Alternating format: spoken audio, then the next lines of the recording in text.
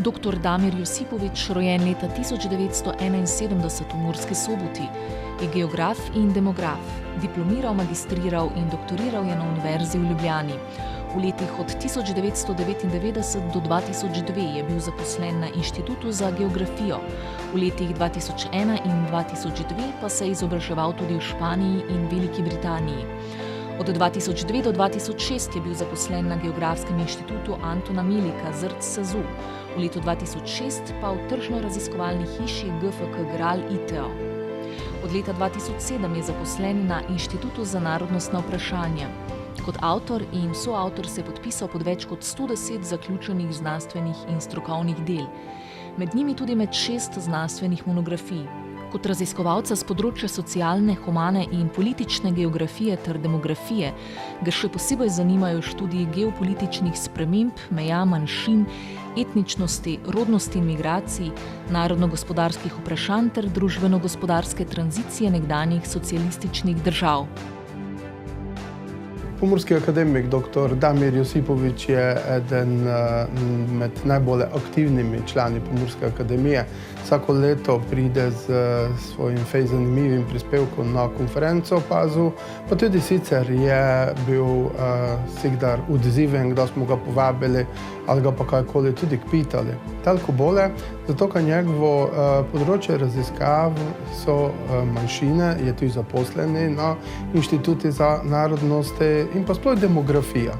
In fejst dosta zna o Pomurju, fejst dosta zna tudi o trendih, gibanjih v naših krajih, zato so njegova predavanja bila za nas toliko bolj aktualna. No, letošnje predavanje, ki ga pa pripravil za Pomursko akademijo, pa je fejst aktualno v globalnem smislu. In sicer dotaknil se je vojne v Ukrajini in kakšne so razmere, zakaj je sploh prišlo do vojne, ali bi se vojne lejko ognule, pod kakšnimi pogoji. In pa nasploh, da bomo čuli to predavanje, te si mogoče lejko tudi potegnemo kakšne paralele, ne nazadnje v naši bivši državi, kjer smo glitak imeli recimo Srbijo pa 2 avtonomni pokrajini, ki so podobne trenja in nasprotja gračuvala. In zavoljo tega smo fejst hvaležni pomorskim akademiki dr. Damirju Josipoviću, ki nam na znanstveni način malo pokaže, kako so se stvari razvijale in ki si seveda tudi ležej ustvarimo vsak še svojo sliko o tom konfliktu, za katerega pa se vsi strinjamo, ki je gušno ne bil potreben, kot ni ena vojna po eni strani in po drugi strani seveda, ki si želimo, ki se čim prej konča.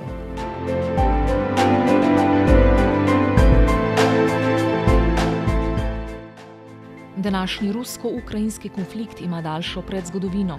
V prvi vrsti gre za spor, spopad in vojno glede geopolitične umestitve Ukrajine v mednarodni prostor po razpadu Sovjetske zveze. Rusija kot glavna naslednica nekdanje velesile je dolgo iskala način, kako naj se umesti v mednarodni prostor.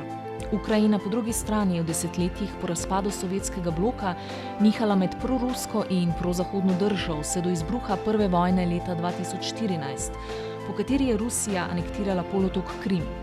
Notranje nasprotje za Rusijo, največjo evropsko državo, so se stopnjevala s konfliktom v Donbasu, kjer je bilo leta 2015 doseženo krhko premirje na osnovi drugega sporazuma iz Minska, a je izven kontrole osrednje oblasti ostala tretjina ukrajinskega Donbasa v približni velikosti ene Slovenije. Kršitve premirja in nesposobnost najti mirno rešitev so v začetku leta 2022 pripeljale do nove vojne, ko se je v Ukrajino neposredno svojo vojsko in tehniko vmešala Rusija. Prispevek prikazuje ključne geopolitične, politično-geografske in demografske vzroke za današnjo vojno ter analizira konstitucijo ukrajinske državnosti, jezikovno in etnično ter demografsko strukturo Ukrajine, zlasti vzhodnega dela.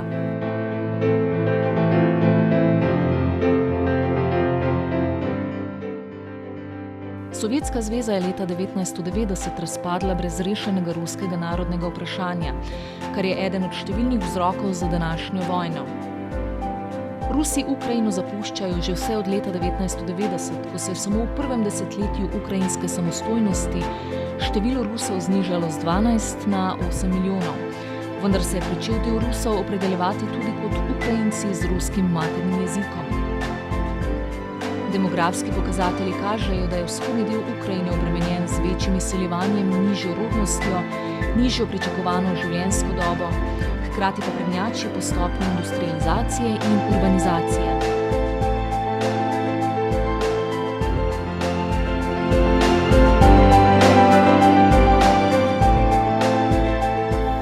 Dober dan, lepo pozdravljeni.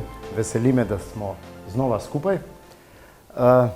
V naslednjih nekaj minutah vam bom predstavil nekaj o geopolitični in demografski preteklosti oziroma vzrokih, ki so v ozadju tudi poleg vojaških, političnih in drugih vzrokov za današnjo vojno v Ukrajini. No, to je en primer iz jugoslovanskih časov, kako so včasih urisovali mejo Ukrajinske republike. Vidite to, kar je tukaj rdeče, tako gor, lepo. Tako da smo imeli zelo dobre zemljevide, zelo natančne zemljevide in seveda imate še stara imena. Ždanov namesto Mariupol, pa potem Stalino za Donjeck in tako naprej. No, tukaj je pa nekaj zelo zanimivega in nekaj zelo posebnega v tem atlasu. To je hrvaški atlas sveta iz konca 50-ih let prejšnjega stoletja. V tem območju imate prikazani Donbas, torej Donjeckski gospodarski bazen in vidite, da notri ni meje. Tako približno bi šla meja med Rusko in Ukrajinsko republiko, sovjetsko. Torej ta Donbas ni pokrajina ali pa neki bazen samo v okviru Ukrajine, približno 60% tega močnega rudarskega, industrijskega, metalurškega, predelovalnega območja je na ukrajinski strani, približno 40% je pa na ruski strani. Torej, to območje je po razpadu Sovjetske zveze razdeljeno v dva dela, kar je seveda pomenilo težavo za gospodarsko izkoriščanje.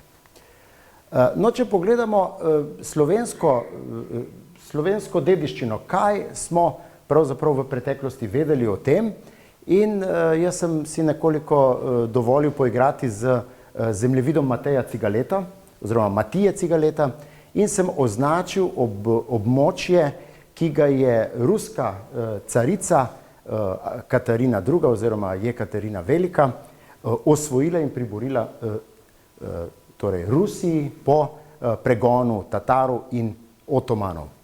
In če pogledate ta pobarvani del, se je takrat imenoval Novorosija. Novorusija.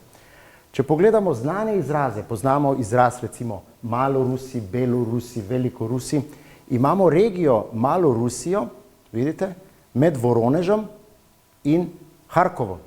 Harkov danes vemo, da je v Ukrajini. In potem imamo zelo zanimivo območje Podolja, ki je nekoč spadalo v Otomanski imperij.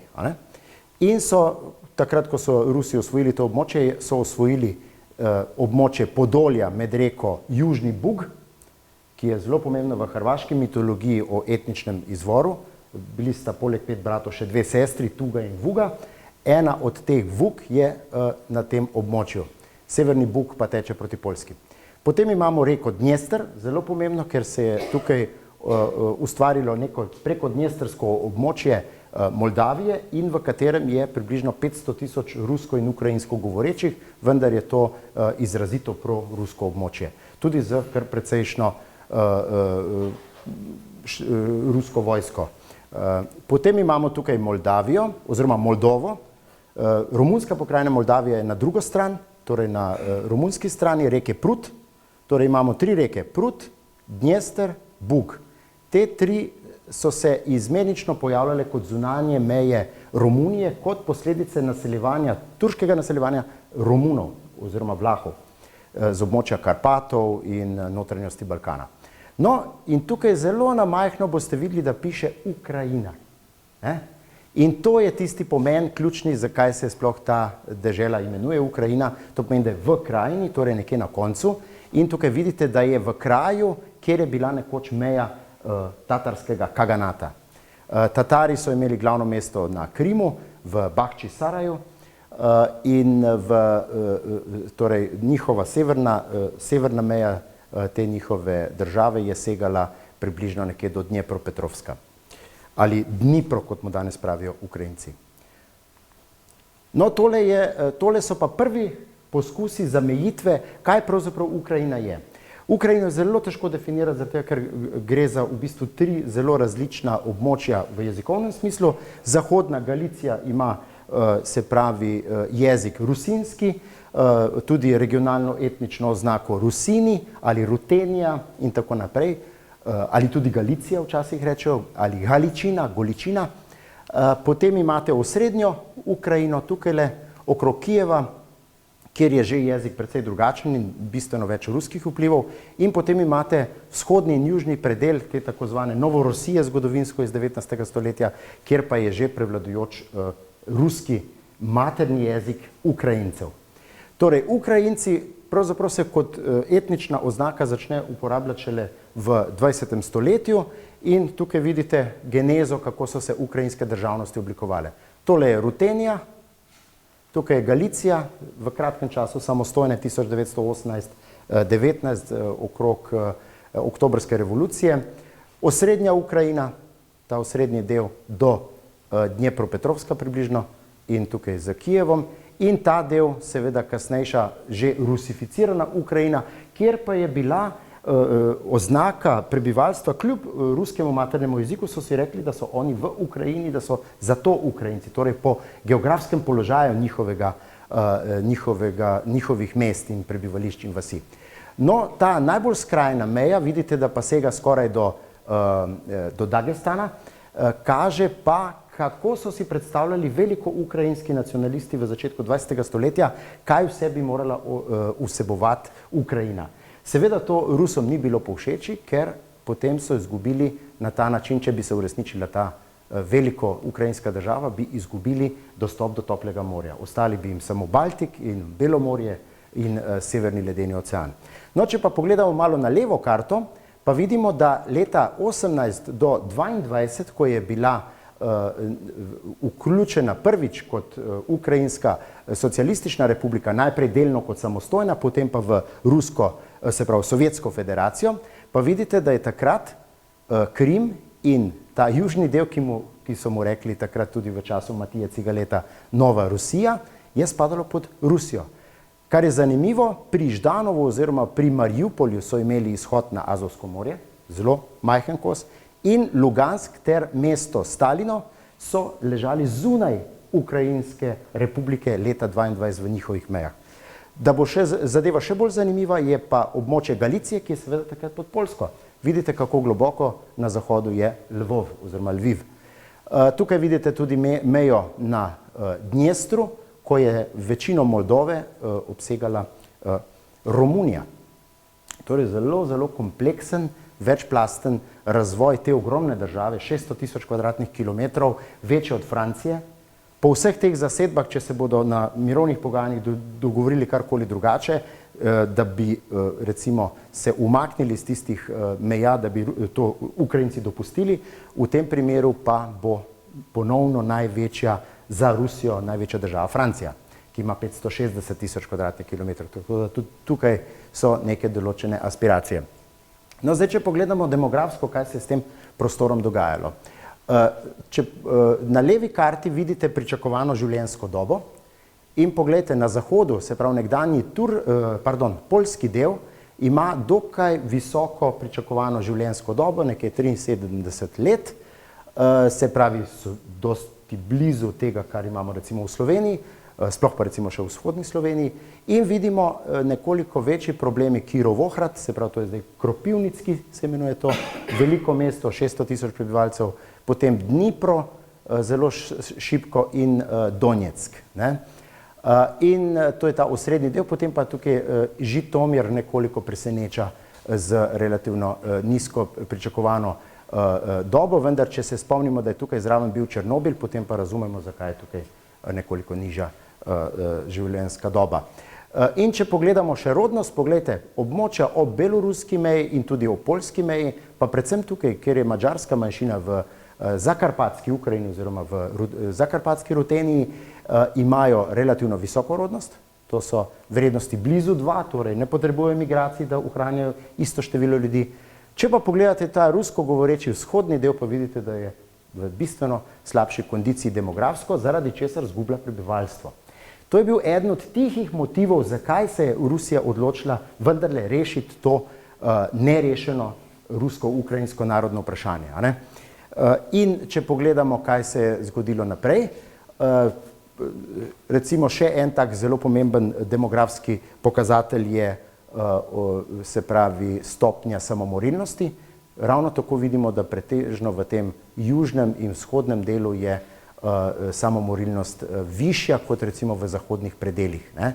In tudi to seveda vpliva, če se samomori dogajajo v rodni dobi, kar se pri moških dogaja nekje recimo med 30 in 50 letom, je to seveda zelo negativno potem povratno vpliva na število otrok in na celotno demografsko situacijo. No, na desni karti pa vidimo urbanizacijo. Kot sem že povedal, Donetski bazen, tukaj vidite najmočnejša urbanizacija Ukrajine in seveda tukaj je izredno visok delež urbanega prebivalstva, kar pomeni, da je vsako vojskovanje tudi v tem predelu izredno zahtevno in danes vidimo, kako počasi se tam frontne črte premikajo, ker gre dejansko za blok, hišo za hišo, kvart za kvartom. No in če pogledamo, kako se je danes vzpostavila tale fronta, fronta nekako poteka tukaj od umika na levi breg oziroma vzhodno obalo, se pravi vzhodni breg Dnjepra, reke Dnjepr oziroma Dnipro, vidite ta rdeča linija približno kaže, kje je trenutno fronta. In če pogledate zunaj, se pravi na vzhodni in južni strani te linije, vidite, da imajo rusko govoreči, po maternem jeziku, rusko govoreči prednost, po govorjenem jeziku še večjo prednost in relativno manjši delež ostane rusko govorečih po maternem jeziku na severno stran in na zahodno stran te fronte. No, to je ena analitska karta, ki kaže, od koder so se Rusi umaknili. Vidite tukaj Harkovsko območje, Izjum in pa tukaj Herson. Tole je že območje, ki je bilo leta 2014 pripojeno, se pravi Krim, kjer je bilo 70 in več procentov rusko govorečih po maternem jeziku in pa območje približno tretjina Donbasa, velikost ene Slovenije, je po letu 2014 in 2015 po sporazumih iz Minska 1 in Minska 2 in pa označeno je tudi območje Pridnjestrske republike. Kar pa vidite ostale tele enklave, to so pa rusko govoreča prevladujoča območja v Ukrajini. Vidite, da je Krim v celoti, ne? In potem tukaj zelo veliko somestje med Harkovom in Donbasom in pa seveda v tem osrednjem delu Melitopol, se pravi Zaporoška in Hersonska oblast in pa v tem predelu Besarabije, ki ga niso pripojili Moldavski republiki. No, to je schematsko označeno, kam so se ruske sile umaknile in kje je potencialna nevarnost preko Zaporožja, če bi se uresničilo to, kar so Rusi obljubljali, sicer imajo izredno slab PR in ni popolnoma jasno, kaj želijo narediti s to vojno in kaj doseči, ampak je treba zelo veliko sklepanja in seveda tudi potem napačnih posledično zaključkov do tega pride. Skratka, iz tega območja so se umaknili in se približali meji Luganske regije in njihov trenutni najbistvenejši cilj je osvojitev Bahmuta in potem še napad na Kramatorsk, Sklavjansk in preostala mesta, ki pa vidimo, da so imela pred vojno rusko prebivalstvo. No, tukaj je označena meja uporabe ukrajinščine in ruščine, to je ta linija, in imate oznake, koliko je rusko govorečih v regijah, recimo po drugih delih, torej po vseh regijah Ukrajine. Kar je pomembno je to, da sem jaz glede na to linijo, ki jo držijo, razdelil na vzhod-zahod in pogledate od leta 1989 do leta 2001 je vzhodni del Ukrajine izgubil 2,1 milijona ljudi. Torej za Ruse je to eden zadnjih trenutkov bil, da lahko še sprožijo, da imajo vzrok, da sploh začnejo vojno. Na zahodu vidite samo 360 000 zmanjšanje števila Rusov od razpada Sovjetske zveze do leta 2001. Skratka, če zaključim, območje, ki ga pokrivajo trenutno frontno linijo in mislim, da je to njihova motivacija, zakaj so se umaknili na Dnjepr in želijo zadržati obe obe regiji Lugansk in Donjeck ter južno od Dnepra območja Zaporožja in Hersona, je ta balans, saj v bistvu tukaj noter obvladajo nekako 8 milijonov rusko govoreče večinske populacije, ki je večina v tem delu Ukrajine. Tako, s tem pa tudi zaključujem in hvala za pozornost. Hvala.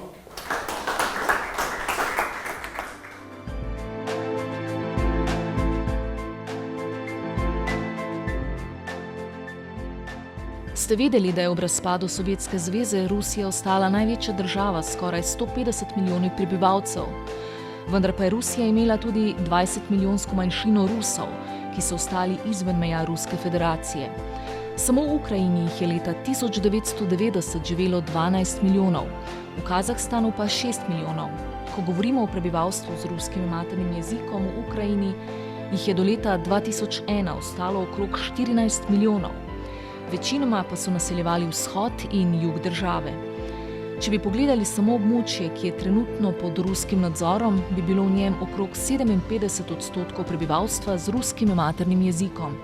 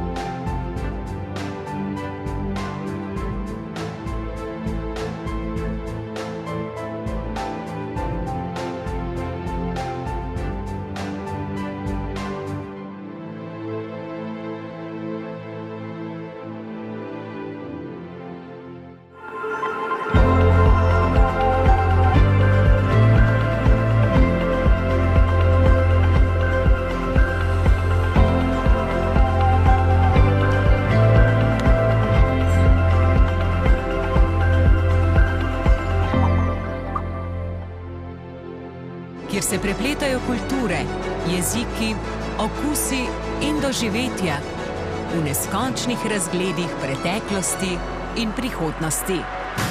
Vinarium Lendava.